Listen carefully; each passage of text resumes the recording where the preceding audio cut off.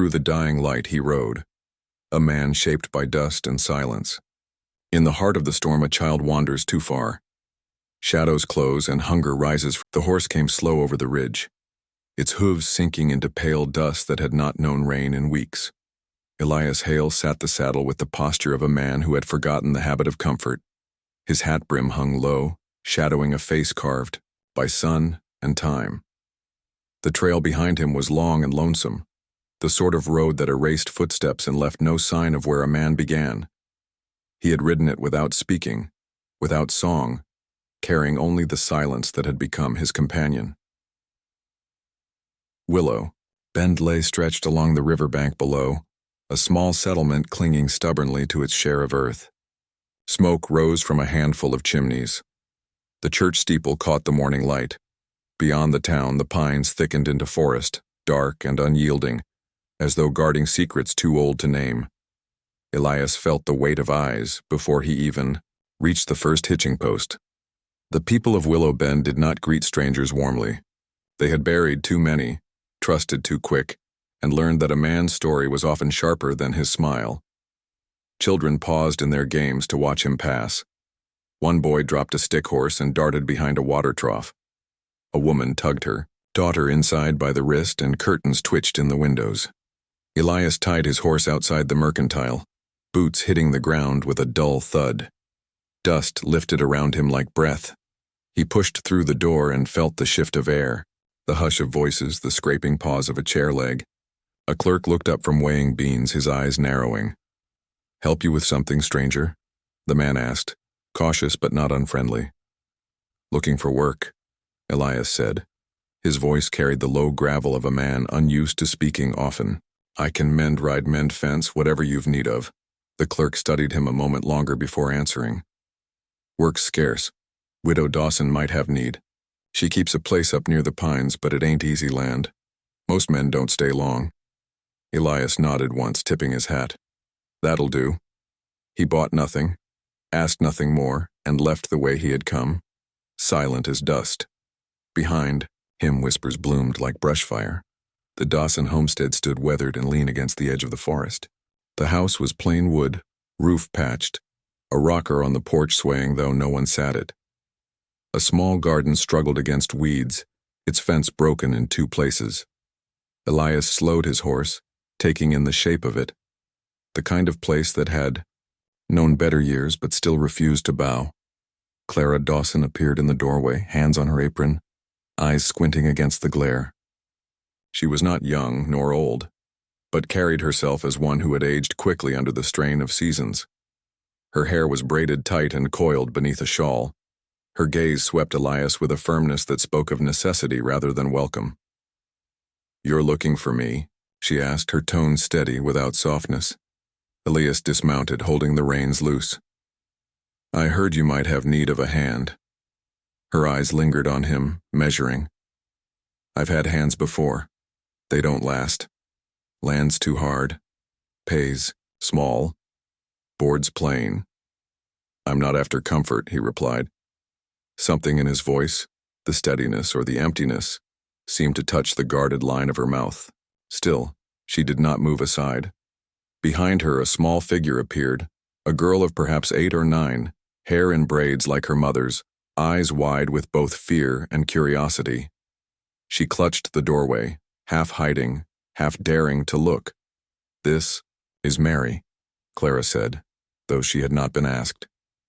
"She doesn't take to strangers." Elias tipped his hat to the child. She did not return the gesture, only studied him as though he were some dark figure from a tale told by firelight. "You'll have a trial of a week," Clara said at last. "Chop wood, mend fence, tend to the stock. If you stay sober and don't shirk, you'll earn your keep. If not, you'll be gone by Sunday." "That's fair," Elias answered. And so it was done, without handshake or blessing. He led his horse to the lean-to, feeling the child's gaze on his back. That night the wind moved restless through the pines, rattling shutters and stirring the dry grass. Elias sat on the porch steps, nursing a tin cup of coffee while the rocker creaked behind him, empty but moving, a sound like memory made flesh. In the doorway, Clara watched, her shawl drawn close against her shoulders, though the night was not cold. She said nothing, only measured the stranger who had come to share her roof. Mary pressed her face to the window from within, eyes wide and solemn. The stranger's silhouette against the lamplight looked carved from stone. She wondered if he would leave like the others, carried away by silence and dust. Elias lifted his eyes toward the stars, sharp and cold above the pines. He had been measured and found wanting in many towns. Here, too, he felt the edge of mistrust, like a blade against his throat. He was not neighbor, not kin, not welcome. Only a pair of hands bought for labor. But he stayed. The rocker creaked once more, slow and hollow, like the echo of a man long gone. Elias closed his eyes, and for the first time in months the silence did not feel entirely his own. The week settled into rhythm as though the land itself tested Elias Hale's endurance. Dawn rose pale and cool over the pines, and with it the sound of axe striking wood, the ring of hammer on fence post, the groan of tired hinges mended by steady hands. Elias labored without complaint, his silence as constant as his shadow. He asked for nothing, neither praise nor company, only the work that kept his body moving and his mind still. Clara Dawson watched from doorways and windows, arms folded against her apron. She marked the way he moved, slow, deliberate, never hurried but never idle. He spoke little, yet he never shirked. The woodpile grew higher, the fences stood straighter, and the lean-to stopped leaking in the night rain. Still, her heart did not soften easily. Too many men had come and gone, leaving her with promises that cracked like dry timber. She told herself this one would be no different.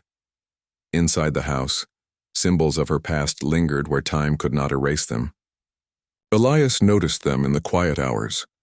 The cedar chest at the foot of her bed, holding a folded dress of white lace, yellowing with years yet kept with reverence. The plow rusting near the barn, broken beyond use but never discarded, as though its presence honored the man who once guided it. The braids she wove into Mary's hair each morning, precise and unchanging, a ritual that spoke more of remembrance than fashion. Elias did not speak of what he saw, yet he carried the weight of such relics in his own way. At dusk, when chores were done, he would sit by the fire with a tin cup of coffee, staring not into the flames but at the scars crossing his hands, old burns, jagged cuts, reminders of labor, battle, and survival. His silence was heavy, but it was not empty. Clara began to sense that though he spoke little, he had stories carved into his very skin. One evening, when the air was damp with the promise of rain, Clara found him oiling the rifle that hung above her door. It had been her husband's, long untouched, the wood dry and the barrel spotted with rust. Elias worked the cloth slow and careful, as though he were handling a sacred relic rather than a tool of death. Clara stood at the threshold, shawl drawn, close, and watched without speaking. The sight unsettled her, not for fear of violence, but for the way he treated the weapon with reverence, as if he too carried ghosts bound to steel and powder. "You've handled rifles before," she said at last. Elias did not look up. "I have. For hunting? For surviving," he answered, his tone flat. Then he set the cloth aside, checked the sight, and hung the rifle back in its place. Clara's lips pressed thin. She did not ask further, though curiosity tugged at her. Later that night, when the lamp was low and Mary lay asleep, she lingered by the window and thought of his words. Surviving. She knew too well what it meant to live not for joy but for the simple act of enduring. Slowly, unspoken stories began to pass between them, not in words but in gestures, glances, and the quiet surrender of silence. One afternoon, as they walked the fence line together, Clara spoke of the fever that had taken her husband, how it came sudden as a storm and left her with a child to raise and land to hold.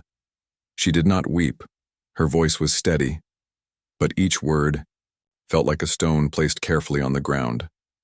Elias listened without interruption, his gaze fixed on the horizon. Days later, as if offering balance, Elias mentioned his own loss. His family, wife, child, and newborn, taken in a raid many years before. He spoke of it as though it were not his story, but some old tale he had overheard. His face revealed nothing, his tone gave no tremor, but his hands clenched when he spoke, the scars whitening against his skin. Clara said nothing, for nothing she could say would mend such a wound. They walked on in silence, yet the air between them felt less empty than before. Mary, too, began to sense the weight of these shadows, though she did not understand them fully. She watched Elias from the corners of rooms, from the garden path, from the porch where the rocking chair creaked in the wind. He frightened her less now. She saw the way he carved small shapes of wood in the evenings, horses, birds, little tokens left on the table as if by accident. She gathered them quietly, treasuring them in a box beneath her bed. She did not tell her mother. The land itself seemed to conspire in reminding them of both grief and promise. Rain fell heavy one afternoon, drumming on the roof and turning the yard to mud. Clara watched Elias work in it regardless, his shirt plastered, his hair dripping, his movement steady. The storm did not bend him, and when he returned to the porch soaked and silent, she felt a stirring she could not name. Not affection, not yet, but the faint recognition of strength she could lean upon. At night, when the fire burned low and the house settled into quiet, the symbols of their past spoke louder than any words. The braid in Mary's hair, the rifle above the door, the wedding dress in the cedar chest, the rocking chair that creaked though no one touched it, all reminders of lives interrupted, of love cut short, of survival that left scars no eye could see. Clara lay awake often, staring at the rafters, listening to the silence of the house. She told herself she would not let another man's shadow into her heart, not when she had worked so hard to harden it. Yet when she heard Elias rise early, the sound of boots on the floor, the soft creak of the door as he stepped out to begin another day's labor, she felt a quiet easing inside her chest. Elias, too, lay restless on his cot in the lean-to, the night pressing down heavy with memory. He told himself he was only passing through, that he had no right to ask more than work and shelter. Yet in the silence, he thought of the girl with the braids, the widow with the weary eyes, and the land that asked for everything but gave back the dignity of survival. He wondered if this place might hold him longer than the others, though he dared not hope. In Willow Bend, time moved slow, measured not by clocks but by the creak of a rocker, the strike of axe on wood, the hiss of coffee poured by firelight. And in that rhythm, two lives bound by loss began to circle, wary yet unwilling to turn away. The pines swayed under a heavy sky, their branches bending and creaking like old bones in the wind.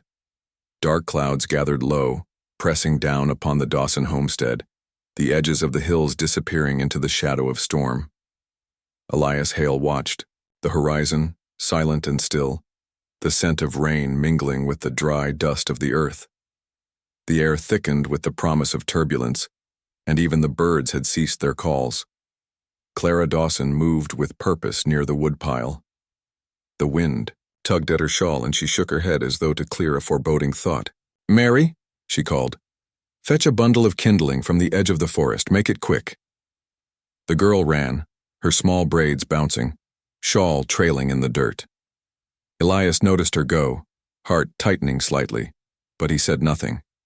He was used to watching, to waiting, to letting the world play out in its own way. Clara returned to the house, checking the windows, stacking dishes in silence. The storm was sudden, the kind that roared across the hills without warning. Mary's small form became a shadow among shadows as the first drops fell, rain spitting and hissing against leaves. Thunder rolled in waves, shaking the earth itself. She stumbled on uneven roots, slowed, then stopped entirely as a sound came from the darkness. Low, guttural, deliberate. Her breath caught and the rain seemed to swallow it. A bear stepped into the clearing, immense and gaunt, ribs showing beneath matted fur, eyes glinting with hunger and fear. Mary's scream cut through the storm, brief and sharp. Yet the rain devoured it, scattering it like dust.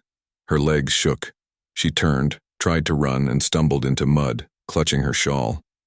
Elias heard it, a faint fractured cry amidst the tumult of wind and rain. His blood went cold, yet his body moved with the instinct of survival. Not only his own but hers. He grabbed the rifle, sliding it from its holster with practiced ease, and pushed through the pines, needles clinging to wet leather, boots sinking in mud. The wind tore at his hat, rain slicking his hair to his forehead, but he did not pause.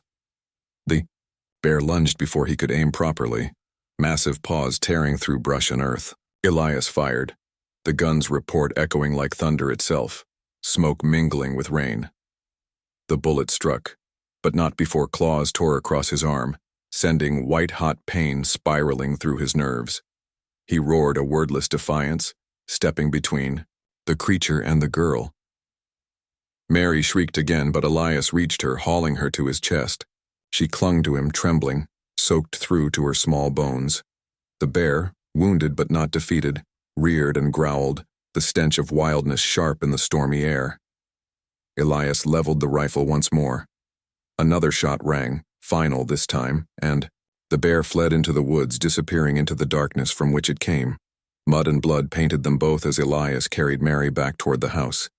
Her shawl, clutched tight to her chest, was soaked and heavy, clinging to the arms that had gathered her so fiercely. Elias felt the ache in his arm, the sharp sting of claws, yet relief surged through him stronger than pain. She was alive, and, in this survival, something unspoken passed between them. Clara ran out as he reached the porch, rain plastering her shawl to her shoulders. "Mary!" she cried, a mixture of fear and fury breaking through her voice. "What happened?" Elias set Mary down gently, checking her for bruises and scratches. Her wide eyes met his, still filled with terror, still clinging to him as though he had become the ground beneath her feet. "A bear," he said simply. "She's all right now." Clara's hands shook as she pressed her fingers to Mary's cheeks, wiping the wet streaks of mud. Her breath came ragged, matching the storm's rhythm. She looked up at Elias, her gaze a mixture of gratitude and reprimand, relief and awe. "You could have been killed," she said, voice low, trembling. "Do you understand that?" "I do," Elias replied, though the words seemed small against the enormity of the night. "But she needed me. That was enough," Mary whispered. Something. Her voice almost lost to the wind and leaned against Elias's side, damp braids plastered to her cheeks. Clara stepped closer, wrapping her arms around both of them, sheltering the girl, shielding them all in a quiet fortress of presence. For a long moment they stood in the storm, the rain washing over hair and shoulders, mingling with blood and mud, carrying away some of the fear, leaving only the sharp pulse of survival. Elias's arm throbbed, but he hardly noticed. His eyes had seen death before, had touched it. But tonight he had been a barrier against it, a silent wall of strength between innocence and wilderness. The storm passed slowly, retreating into the hills, leaving a heavy, wet silence in its wake. Puddles mirrored the pines in the fading light. Clara's shawl dripped over her arms. Mary's small body shivered against her mother's chest. Elias wiped rain from his brow, looking at the girl he had carried, the woman who had sent her into danger, and the land itself, merciless, alive, unrelenting. He realized in that quiet aftermath that silence had never meant absence. Protection could exist without fanfare. Strength could be given without boast. He had been a ghost in Willow Bend, a stranger measured by suspicion and distance, yet now he had proven without words that he could be something more. Clara, for her part, felt a shift she had not expected. Trust, fractured by loss, could still find its way through danger. The man she had measured with wary eyes, the stranger who had labored in silence, whose hands bore the scars of survival, had become a force she could rely on. A faint hope kindled within her chest, the fragile recognition that hearts broken by death could beat again, if only with courage and care. Mary finally spoke, her voice small, wavering. "Thank you for saving me." She pressed herself against Elias again, and for the first time, she did not flinch from his shadow. Clara's lips pressed a thin line, and she nodded once, quietly, as though to mark the moment that the old world of caution had cracked. Elias did not respond with words. He only set her down, checking once more that she was unharmed, and then stepped back, rifle slung loosely across his back, eyes scanning the edges of the forest. The storm had passed, but the wild lingered, hidden in the pines and the shadows, a reminder that vigilance was never done. In that quiet, muddy aftermath, all three understood something vital. Survival was not a solitary act.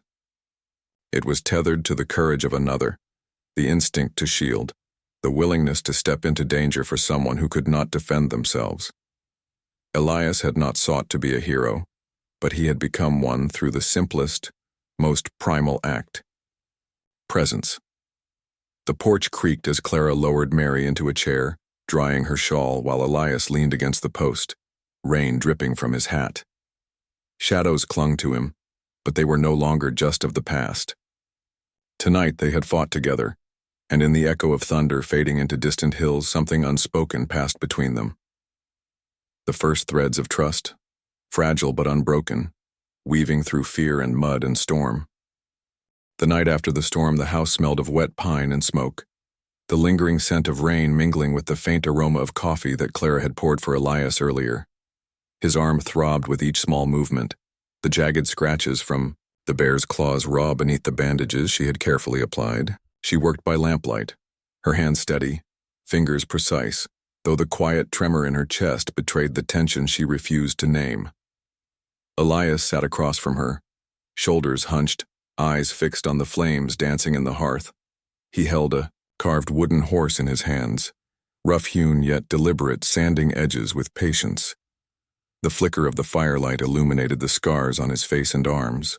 The remnants of other dangers survived, other losses endured. Clara watched him, noting the steadiness of his breath, the way he seemed both present and elsewhere at once. Words came sparingly between them. The room filled with the unspoken, the night, the storm, the bear, the fear in Mary's voice. Each silence stretched long, heavy with memory and possibility. Clara's heart thudded against her ribs in the quiet, a rhythm that reminded her of what had been lost and of what might yet be regained. She remembered touch, the warmth of her husband's hand, the press of comfort in the dark. And it stirred a long, dormant ache. Elias, in his quiet, reminded her of both strength and safety, a living symbol that life could endure even when sorrow pressed close. Mary, now recovered but still pale from fright, sat on the edge of a chair by the fire, her small hands folded in her lap. She watched Elias with reverence, fascinated by the way he carved wood, how he seemed to create order from raw pieces of timber, shaping horses, birds, and small tokens with deliberate care. She no longer clung to the edges of rooms but sat close, observing, learning. To her, he was no longer a stranger, only a protector, a quiet sentinel whose presence kept the shadows at bay. Outside, the wind whispered through the pines, carrying fragments of town gossip. By morning, the news had reached Willow Bend. The stranger who had saved Mary was either a hero or a dangerous drifter, depending on who spoke. Some admired his courage, his calm under threat. Others suspected him, distrusted him, measured him, with suspicion the way they measured all outsiders. Clara did not concern herself with the whispers. She measured him herself, day by day, act by act.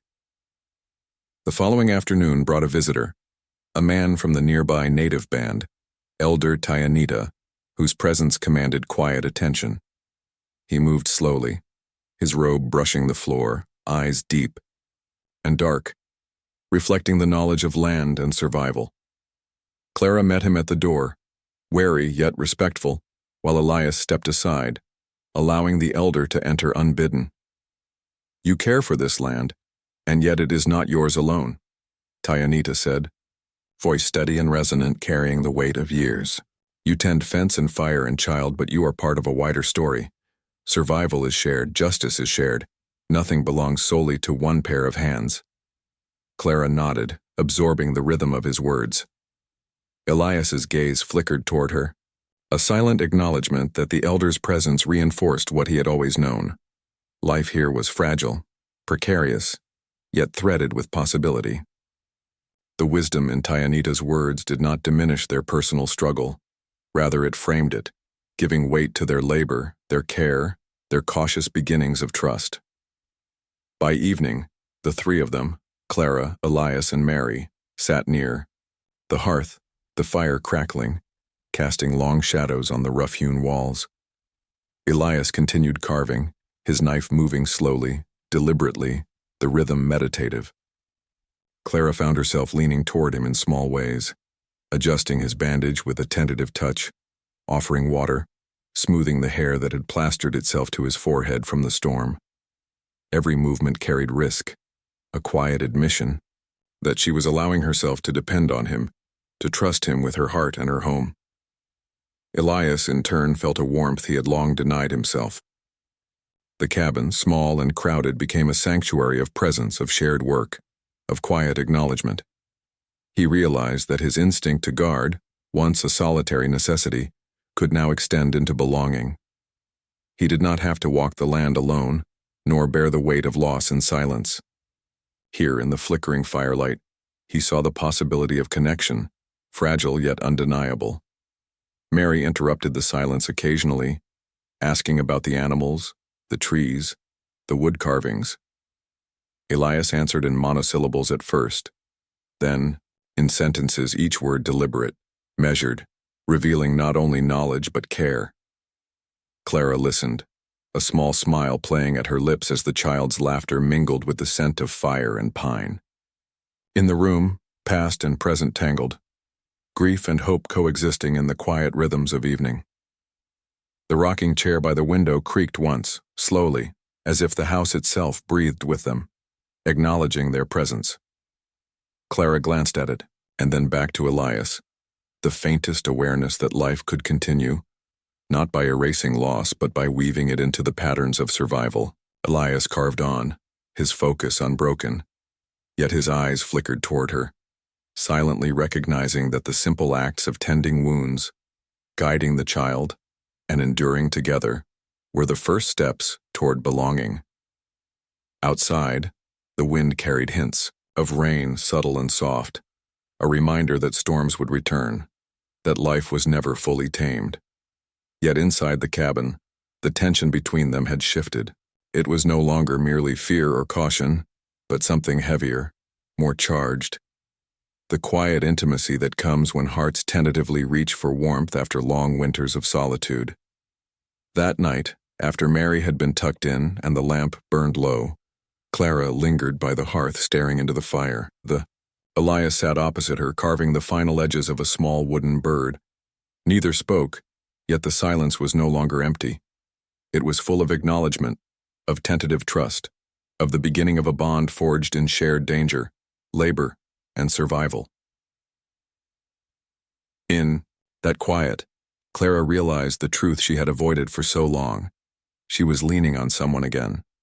She was risking the ache of dependence, and yet the risk was bearable because he was steady, present, and unshakable in ways she had not expected. Elias, in turn, realized that his desire was no longer limited to guarding or surviving. He longed to belong, to be part of this fragile circle of life and care, to find a place where silence was not absence but connection. The fire dwindled to embers, shadows stretching long across the walls, and both remained still, holding on to the rhythm of the room, the quiet presence of each other, the unspoken understanding that life, though scarred, could be stitched together again, slowly, carefully, by hands willing to endure and hearts willing to open. The valley held a tense hush in the early morning light, the frost glinting on fence posts like shards of glass. Rumors had spread through Willow Bend. Rustlers were prowling the hills, testing fences, marking the valley as a preyed-upon territory. Elias Hale moved along the perimeters with rifle in hand, the weight of the weapon familiar and comforting, his eyes scanning the hills for any sign of movement. The rhythm of his stride was steady, almost meditative, yet every shadow threatened disruption. Clara Dawson watched from the porch, arms crossed against the cold, shawl drawn tight. Her breath came in visible wisps, and her eyes, sharp despite worry, followed his progress. She spoke without accusation, but with measured intensity. Every gunshot invites another. Violence brings only more loss. Elias did not look up. Better to meet them here than let them take what's ours. Her fingers clenched around the shawl. And if it brings death? He paused a moment, then continued walking. Then we survive what we must, or we survive not at all. The tension between them grew unspoken yet palpable. Respect clashed with fear, duty with despair, and in the quiet moments between words they measured each other with precision. Clara's heart ached with the knowledge that she was letting herself lean on a man again, risking the fragile order of her household. Elias in turn felt the weight of longing he had denied for years, not just to protect but to stay, to matter, to be part of something that endured beyond his own scars. Evenings brought the small rituals that had begun to define their days. By firelight, Elias carved wooden tokens for Mary, birds, horses, and tiny representations of the farm. She watched with fascination, learning patience and precision, while Clara remained nearby, tending supper, mending torn garments, or simply watching the flames lick the walls of the hearth. The house was quiet, each creak of floorboard and whisper of wind magnified in the intimacy of the space. One evening, the threat of rustlers weighed heavily on all of them. Elias sharpened the blade of his knife while Mary slept, and Clara's voice broke the silence. "I used to dream of him coming home," she said softly, not naming her husband, but the memory carried in every word. "I thought the days would hold him again, that our life could continue as before. But those days are gone. I can't live in what was. I only want to survive the winter with dignity, to give Mary something more than loneliness." Elias set the knife aside, watching the firelight catch her profile, his own past pressed against him, the ghost of family and home he had lost in violence long before. "I'm tired of drifting," he admitted, voice low.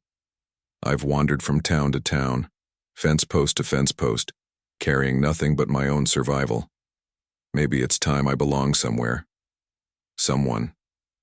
A moment hung between them, suspended like the smoke rising from the hearth. Words seemed both too small and too dangerous, yet their hands almost imperceptibly brushed against each other on the table where the wood carvings rested. He did not withdraw. She did not move away. The contact was electric in its subtlety, heavy with unspoken promise, trust, and tentative hope. Outside, the first snow began to fall, drifting soft and white over the valley, cushioning the harsh edges of the earth and the sharp angles of memory. It settled on the fence posts, the leaning barn, and the frozen ground, as though the land itself offered a reprieve, a momentary forgiveness for the scars it carried. The threat of rustlers lingered, distant but palpable, yet inside the cabin, firelight and presence forged a new kind of warmth. Clara found herself leaning into it, the ache of old loss softened by the steady proximity of a man whose silence had become protection, whose strength had become trust. Elias, for his part, recognized that survival alone was no longer enough. Belonging required more: care, patience, and the willingness to endure alongside another heart. Mary stirred in her sleep, murmuring something indistinct, and Clara brushed back a damp strand of hair from her daughter's forehead. Elias watched quiet, knowing that this simple act, tending to what is fragile, protecting what is small, was a kind of love that required no flourish, no grand gesture. It was earned slowly, through consistency and courage. Night deepened, and the storm of wind and snow pressed against the cabin walls. Yet the fire burned steadily, casting long shadows that danced across the wooden planks, illuminating the unspoken truth in each glance, each measured movement. They existed in a bubble of endurance and tentative trust, the world outside chaotic but held at bay by shared vigilance. The rustlers did not appear that night, but their threat lingered like smoke in the air, a reminder that peace was never permanent, that danger tested the mettle of the living. Clara and Elias, however, had found another kind of endurance, the fire between them quiet yet undeniable, shaping the contours of hope and connection. She spoke again, barely above a whisper. I feared love because it ends, because it leaves a wound too deep to mend. But maybe it can return without betraying memory. Elias's hand hovered over hers, resting lightly on the table as if the firelight itself held them together. Second chances aren't given, he said softly. They're earned, slowly, by trust, by sacrifice, by surviving the storm, together. The snow continued to fall outside, softening the valley's rough edges. The distant hills blurred into quiet white. Inside, the warmth of the fire, the presence of one another, and the small, measured acts of care transformed the cabin from a house of survival into a home of possibility. Mary slept through it all, unaware of the decisions being made by the silent exchange of hands, of glances, of proximity. The world could wait. Here, in this quiet cocoon, wounds were tended not only with cloth and salve, but with attention, presence, and the courage to open a heart long scarred. Clara finally allowed herself to relax, leaning back slightly, letting the tension of years dissipate into the rhythm of fire and snow. She had risked dependence and found it bearable. Elias too leaned into the moment, understanding that belonging was not immediate, not demanded, but offered and received through patience, courage, and the willingness to remain despite fear. The night passed with the soft hiss of melting snow, on the roof the occasional crack of wood in the fire, the quiet breaths of a household learning to trust. In the firelight, their hands lingered near each other, small, deliberate, full of unspoken promise. Clara realized love could return without erasing memory. Elias realized that second chances were earned through constancy and courage, and the world, harsh and unyielding, waited outside while the small household found its fragile peace. The fire burned low, embers glowing like tiny sentinels guarding the house, the valley, and the nascent bond between two lives scarred but willing to risk warmth again. Snow coated the land in quiet, giving the earth a new face, soft and forgiving, as though acknowledging that the world, however harsh, could still offer moments of grace, connection, and tentative hope. Dawn broke over the valley, pale and thin, brushing frost across fence posts and the smoldering remnants of last night's snow. The horizon glowed weakly, as though the sun itself were cautious about the day's unfolding. A low smoke rose from the Dawson homestead, curling from the barn where flames had claimed the dry wood. Horses stamped nervously, their breaths curling in the cold, and the scent of burning timber mingled with the damp pine. Elias Hale rose before the first light, the ache in his arm and the lingering stiffness from past scars reminding him of the cost of survival. The rustlers had struck with precision, driving cattle toward the hills and setting fire to structures that could ill afford repair. Their intent was clear: to take what did not belong to them, to challenge not only property but pride, to test the limits of human endurance. Clara stood on the porch, shawl drawn tight, her face pale but resolved. Mary clung to her side, eyes wide but steady. The sight of the homestead threatened and smoking brought a cold surge of fear, yet Clara did not falter. She understood, as Elias did, that panic would only compound danger. "They'll not take what's ours," Elias said, voice low but firm. "Not while I can ride." He mounted quickly, reins in hand, rifle slung across his back. The snow beneath the horse's hooves was wet, melting into mud in places, but the rhythm of stride was steady and sure. Behind him, townsmen and a handful of native neighbors emerged from the shadows of the forest, drawn by knowledge of the land and respect for the widow who had endured so much. Together, they formed an unexpected force, a living boundary against the chaos threatening the valley. The standoff was brief but tense. The rustlers, seeing Elias ride forward with calm strength joined by those who understood the stakes, hesitated. Clara's presence on the porch, shawl flaring in the wind, was a silent declaration. She would not be cowed. She would not yield. One rustler raised a rifle, hand trembling, but the combined resolve of those who had come to protect the Dawson homestead forced him to lower it. Elias dismounted swiftly, moving between the cattle and the intruders. His eyes met theirs with quiet authority, the weight of experience, survival, and moral clarity pressing down. "Leave now," he said simply. "Take nothing. Harm none. This is not your place." The words carried more power than any gunshot. The rustlers measuring the unity and resolve, the courage in Clara's stance and the calm in Elias's eyes finally retreated. The threat dissolved as quickly as it had appeared, leaving the homestead smoldering but intact, the valley reclaimed by those who would care for it rather than destroy it. Elias returned to the cabin, horse slowing as he approached the porch, where Clara and Mary waited. His arm was grazed, still bleeding slightly, clothes streaked with mud and soot. Clara rushed to him instinctively, hands brushing his jacket, pressing cloth to the scratch, though her eyes scanned his face for any further harm. Mary clung to his side, small fingers wrapped around his coat, and for a moment time paused, the chaos of the morning suspended in the quiet aftermath. "You came back," Clara whispered, voice breaking with relief and something softer, awe, gratitude, perhaps a hint of recognition that he was more than a stranger. "I always come back," Elias replied, voice steady, carrying the weight of truth. "For her. For you. For this place." Mary's small arms embraced him tightly, her braids damp with melted snow, her eyes shining with trust.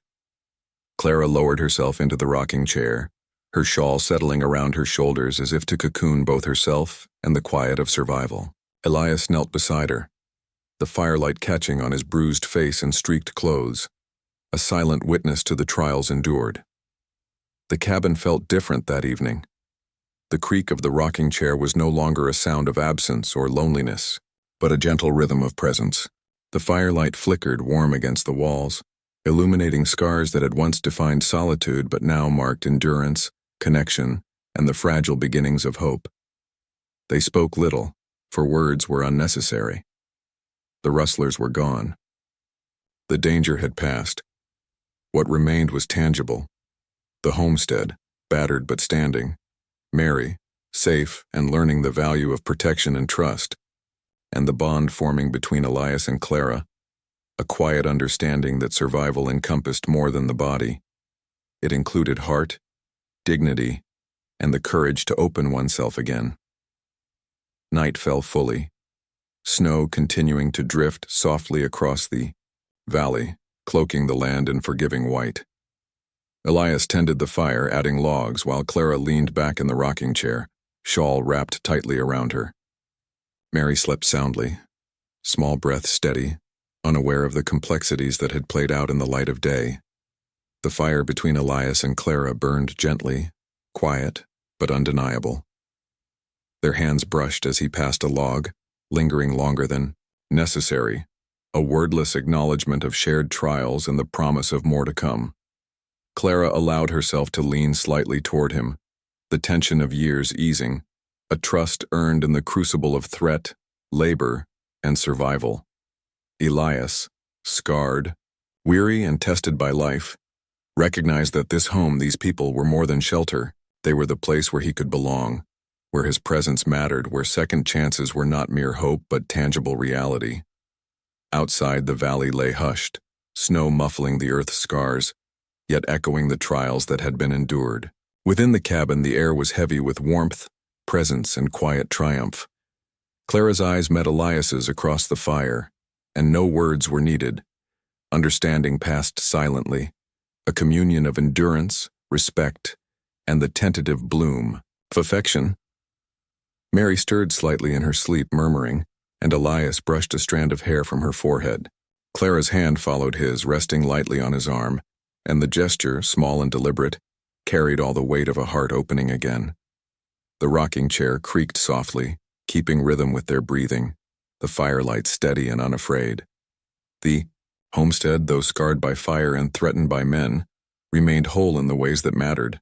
Walls could be repaired, fences rebuilt, barns replaced, but the true work, the preservation of heart, of trust, of dignity, had been completed in the quiet aftermath, in the presence of courage and constancy. Elias settled beside Clara, neither speaking, both aware of the fragile perfection of this night.